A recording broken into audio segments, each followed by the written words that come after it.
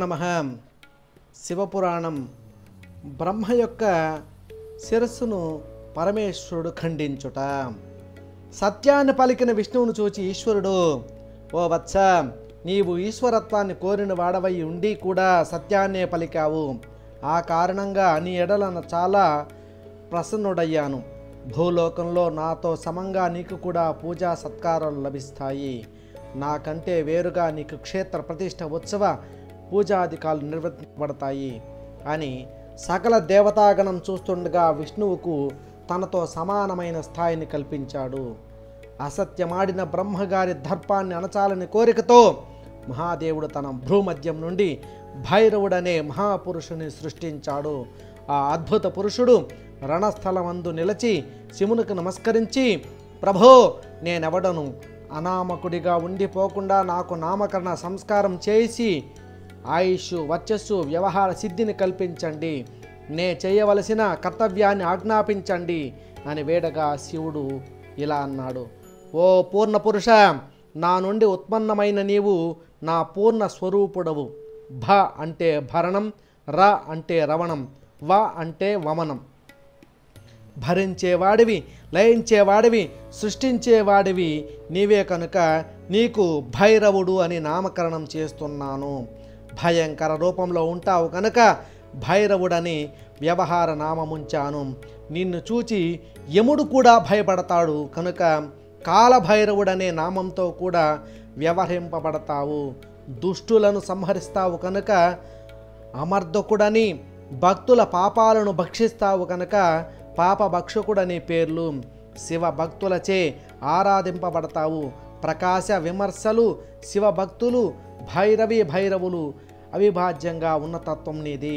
వత్స, ఈ బ్రహ్మ లోకాలకు ఆది దైవం కనుక ఈతనిని వేగంగా నీ నిశిత కరవాలంతో అర్చించు. వెంటనే భైరవుడు శివుని ఆజ్ఞ మేరకు బ్రహ్మకారి కేశపాసాన్ని గుప్పిట బంధించి అసత్యమాడిన ఆయన పంచమ ముఖాన్ని ఖండించి మెరుపులను కురిపిస్తున్న కరవాలాన్ని అదే వేగంతో తిప్పుతూ బ్రహ్మగారి తక్కని శిరస్సులను కూడా ఖండించబోయాడు. అంత బ్రహ్మగారు అలంకారములు కూడా లోడ జుట్టుముడి వీడ ఉత్తరీయపు జాడ మరచి చండ మరుతానికి చలించే లతలా వణికిపోతూ మొదలు నరికిన అరటి చెట్టుల భైరవుని పాద పద్మాలపై పడ్డాడు. అంత దయాళువైన విష్ణువు దీనుడైన బ్రహ్మను రక్షించాలనే ఉద్దేశంతో మహాదేవుడైన శివుని పాద పల్లవాలను కన్నీట అభిషేకించి కృతాంజలి అయి పిల్లవాడు తన తండ్రిని ప్రార్థించినట్లుగా ఇలా దీనంగా ప్రార్థించాడు. శంకర, ఈ బ్రహ్మకు పంచముఖాలను ఈశ్వర చిహ్నంగా ఉద్దేశపూర్వకంగా నువ్వే ఇచ్చావు కదా. అందువల్ల అద్భుతుడైన ఈ బ్రహ్మను క్షమించు. ఇతడు నీ అనుగ్రహ పాత్రుడు. ఇతనిపై ప్రసన్నతను చూపు.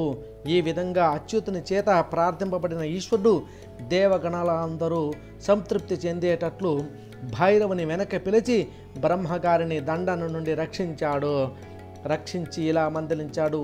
ఓ బ్రహ్మ, నువ్వు ఈశ్వరత్వాన్ని పొందుకోరి అసత్యం పల్కి మోసానికి పాల్పడ్డావు. సత్యవ్రతాన్ని విడిచిన నీకు లోకంలో క్షేత్రము, దేవాలయము, ఉత్సవము, పూజాదులు లేకుండగాక. శివుని ప్రసన్నతకు మిక్కిలి సంతసించిన బ్రహ్మ, స్వామి వరద, నువ్వు మహావిభూతుడవు.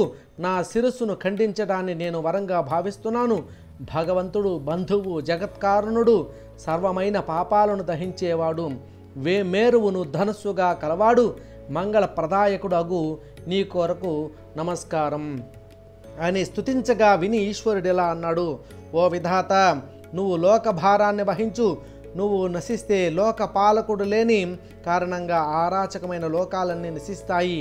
ఆ కారణంగా దండార్హుడైనవైన నిన్ను క్షమించి విడిచిపెడుతున్నాను. అంతేకాదు, నీకు దుర్లభమైన గొప్ప వరాన్ని ఇస్తున్నాను. అగ్నోష్టమం, దర్శ మొదలైన యజ్ఞములలో నీది గురుస్థానం. అంగములన్నీ ఉన్న దక్షిణలిచ్చిన నువ్వు లేని యజ్ఞం నిష్ఫలం. ఇలా విధాతకు వరాలిచ్చి శివుడు కూట సాక్ష్యం చెప్పిన మొగలి పువ్వును చూచి, ఓ దుష్టకేతకమా, నువ్వు కూడా కూట సాక్ష్యం చెప్పి మోసం చేశావు.